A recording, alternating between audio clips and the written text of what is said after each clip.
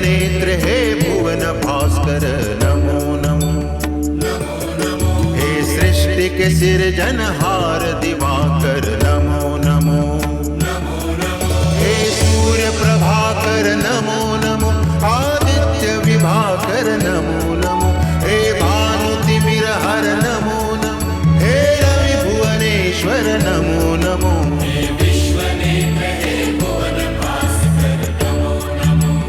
नमो नमो। हे सृष्टि के सिरजनहार दिवाकर नमो नमो। ओम सूर्याय नमो नमः। ओम सूर्याय नमो नमः। ओम सूर्याय नमो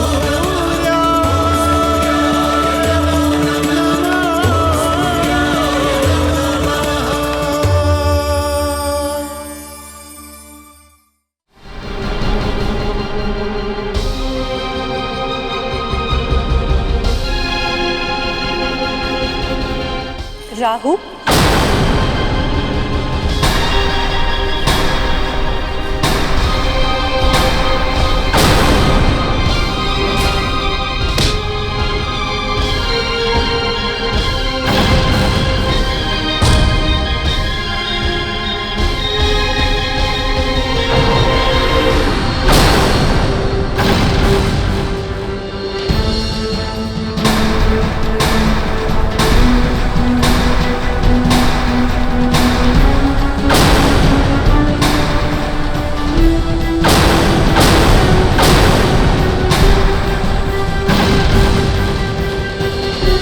असुर सेनापति राहु,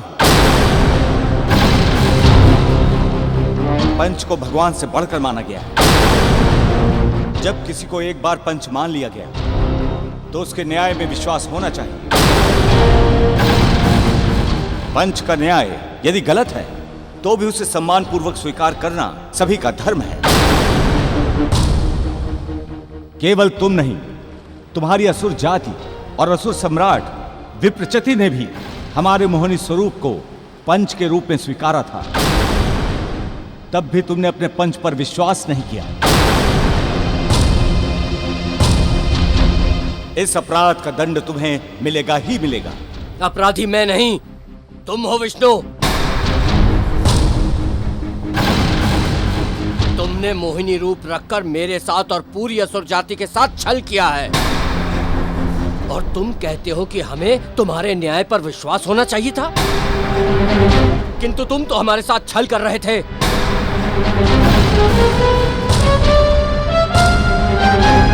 और फिर किस मुंह से तुम मुझे अपराधी बता रहे हो? मैंने तुम्हारे साथ छल इसलिए किया क्योंकि तुमने पहले देवताओं के साथ छल किया और अमृत कलश लेकर भाग निकले। यदि तुम ऐसा नहीं करते तो मुझे मोहिनी रूप में आने की आवश्यकता नहीं थी। उस रूप में मैं देवताओं को अमृत पिलाने के बाद सभी असुरों को अमृत पिलाने वाला था, किंतु तुमने मुझ पर विश्वास नहीं किया और यही तुम्हारा अपराध है। वैष्णव, अब पकड़े जाने के बाद तुम कह रहे हो कि तुम असुरों को अमृत पिलाने वाले थे। वास्तव में तुम देवताओं के भेदिए थे और हमारे साथ धोखा करने वाले थे। इन असुरों को इतनी भी समझ नहीं कि भगवान श्री हरि विष्णु से किस प्रकार बात की जाती है। मैं इन्हें अभी सबक सिखाता हूं। रहने दो मित्र, इस समय झगड़ा करने से कोई लाभ नहीं है। याद रखिए वरुण देव कि भगवान सूर्यदेव की कृपा से और श्री हरि विष्णु मोहिनी रूपी लीला से हम लोग अमृतपान कर चुके हैं। अब हमें इनसे डरने की आवश्यकता नहीं।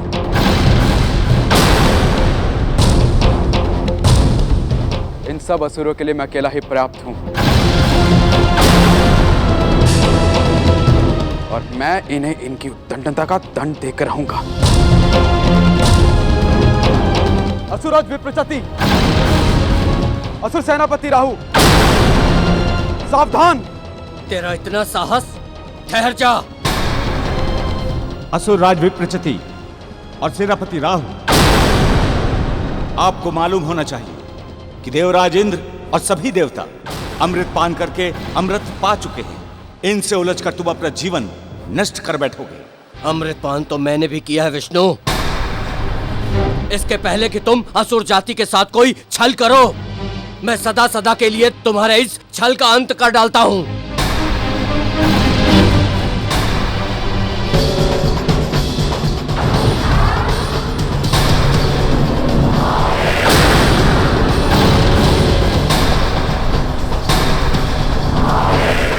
डर क्यों रहे हो राहु? तुम तो अमृत पीकर अमर हो चुके हो। ये चक्र तुम्हारा क्या बिगाड़ लेगा?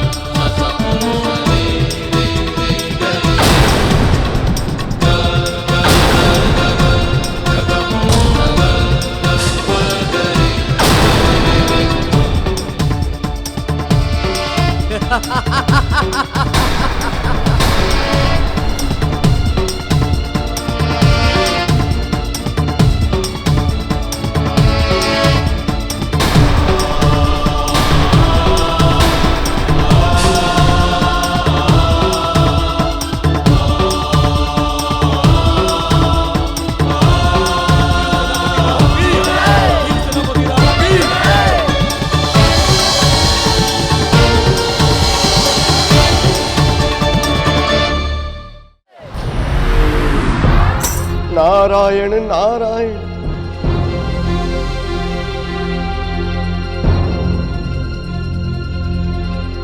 भगवान सूर्य देव को मेरा प्रणाम।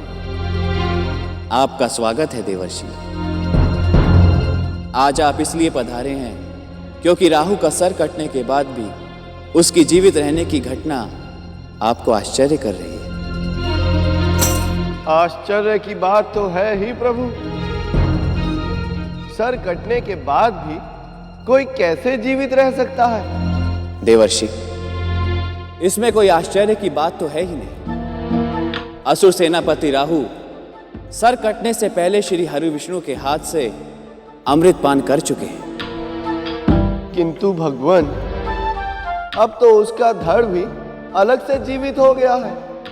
पहले तो केवल एक ही असुर था, किंतु अब सर कटने के बाद उसकी मृत्यु के स्थान पर दो हो गए हैं। नारायण नारायण।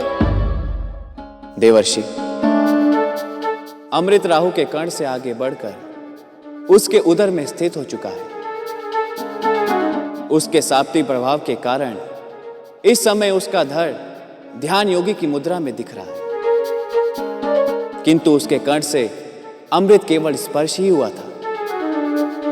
इसी कारण उसका स्वभाव पूर्ण परिवर्तित नहीं हो सका। सूर्यदेव सावधान! तुम दोनों ने मेरे साथ जो शत्रुता की है उसका फल भोगने को तैयार हो जाओ।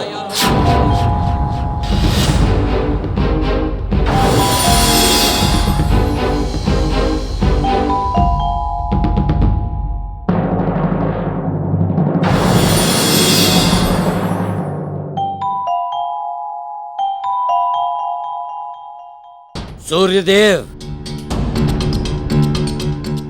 हमारे गुरु शुक्राचार्य ने हमें बताया था कि तुम आरंभ से ही असुर जाति के विरोधी रहे हो। तुम ही ने हम असुर जाति को पाताल के अंधकार में धकेला था। तुम ही ने श्राप देकर हमें युगों लंबी नींद में सुला दिया था। किंतु अब ये चंद्र भी तुम्हारे साथ मिल गया है और तुम दोनों ने मिलकर विष्णु को सतर्क किया और मुझे अमृत पान करने से रोका। किंतु तुम्हारा यह षड्यंत्र सफल नहीं हुआ, क्योंकि मैं अमृत पान कर चुका हूं, अमर हो चुका हूं। अब तुम मेरा कुछ नहीं बिगाड़ सकते। किंतु मैं अपना प्रतिशोध लेकर रहूंगा। तुम दोनों की गरिमा और तुम्हारे सम्मान पे ग्रहण लगाकर रहूंगा।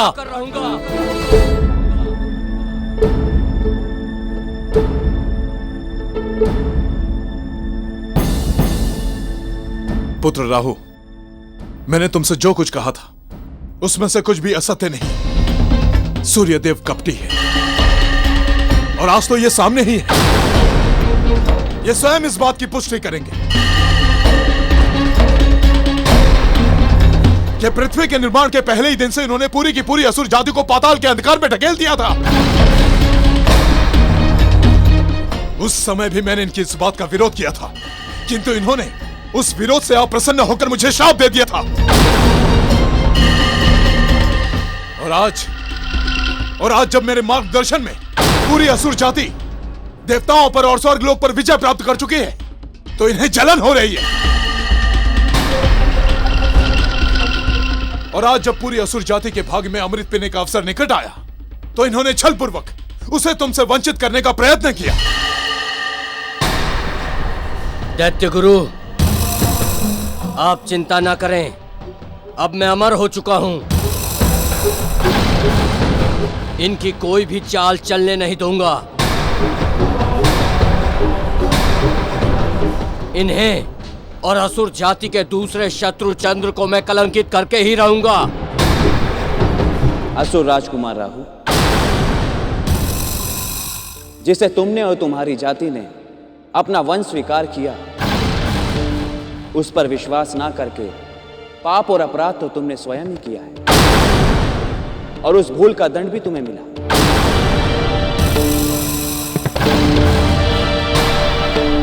अब मुझ पर भांति भांति के आरोप लगाकर तुम्हें संसार से लज्जा और ग्लानि के अतिरिक्त और कुछ नहीं मिलेगा। फिर भी इस समय मैं यहां तुम्हें अमृत पा लेने के कारण सम्मानित करने के उद्देश्य से उपस्थित हुआ हूं।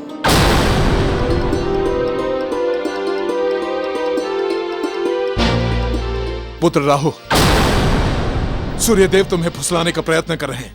इनकी बातों में मत आना।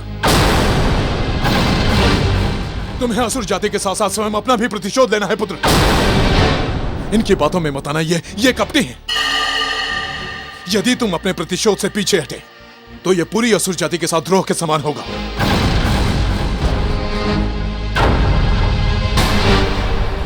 दैत्य गुरु, आप मुझे इस प्रकार समझा रहे हैं जैसे कि मैं कोई बालक हूं। मैं बुद्धिहीन नहीं, अपना भला बुरा मैं भली भांति जानता हूं। मुझे सुनने दीजिए, सूर्यदेव किस प्रकार के सम्मान की बात कर रहे हैं। प्रतिशोध के लिए तो अनंत समय पड़ा है। सूर्यदेव, किस सम्मान की बात कर रहे थे तुम?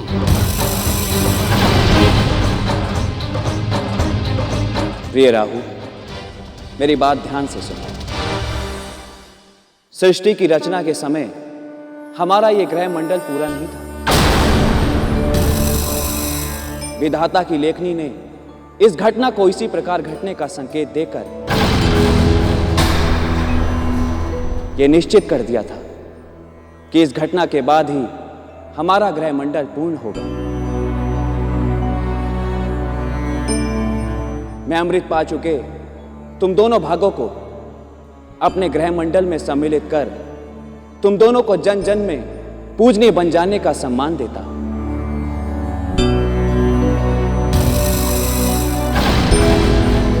आज के बाद तुम्हारे शीर्ष का नाम होगा राहु और तुम्हारे शरीर का नाम होगा केतु। आओ राहु, आओ केतु, नवग्रह मंडल में तुम दोनों का स्वागत है। पुत्र राहु, सूर्यदेव छल कर रहे हैं। ये तुम्हें फुसलाने का प्रयास कर रहे हैं। ठुकरा दो उनका प्रस्ताव। अपना प्रतिशोध पूरा करो पुत्र। नवग्रह मंडल में सम्मिलित होने के लालच में मत फंसो। इस सम्मान के पीछे की चाल को समझो। यह षड्यंत्र है। दैत्य गुरु, आप जिस प्रकार बार बार मुझे ये सम्मान स्वीकार करने से रोकने का प्रयत्न कर रहे हैं, उससे मुझे लग रहा है कि इसके पीछे कोई और कारण है। शायद आपको नहीं लगता कि मैं ग्रह मंडल का सदस्य बनकर आपके समकक्ष आऊं। किंतु मेरी बुद्धि कहती है कि मुझे ये सम्मान स्वीकार कर लेना चाहिए और मैं ऐसा ही करूंगा। असुरराज विप्रचति, अपने पुत्र राहु को रोकिए। सूर्यदेव कपटी हैं, यह उनकी चाल है, षड्यंत्र है। यदि पुत्र राहु उनकी चाल में आ गया तो बाद में हम सबको पछताना पड़ेगा। पुत्र, रोकिए इसे। हम सब तो नहीं, शायद तुम पछताओगे दैत्यगुरु। अब हमें हमारे पुत्र की बात सही लग रही है। एक असुर को ऐसा अभूतपूर्व सम्मान मिल रहा है, वो सारे भूलोक के लिए पूजनीय बनने जा रहा है, और आप उसे रोकने का प्रयास कर रहे हैं। दैत्यगुरु, इसमें कहीं आपका कोई स्वार्थ तो नहीं छिपा?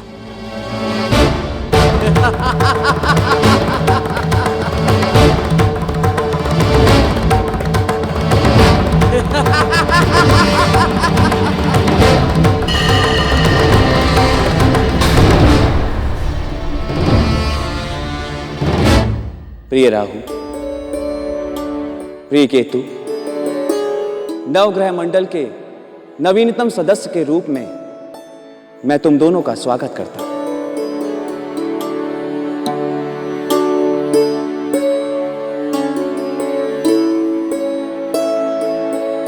नवग्रह मंडल की जय, नवग्रह मंडल की जय।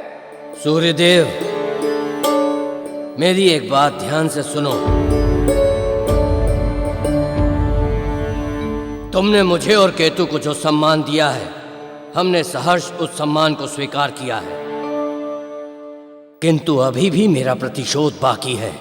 ग्रह मित्र राहु, भगवान सूर्यदेव ने तुम्हें नवग्रह मंडल में सम्मिलित करके जो उदारता दिखाई है वो अभूतपूर्व और अद्वितीय है।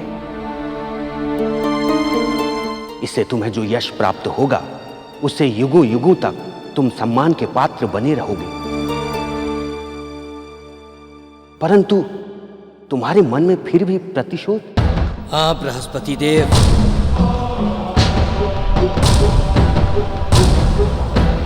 मेरा प्रतिशोध अभी भी शेष है।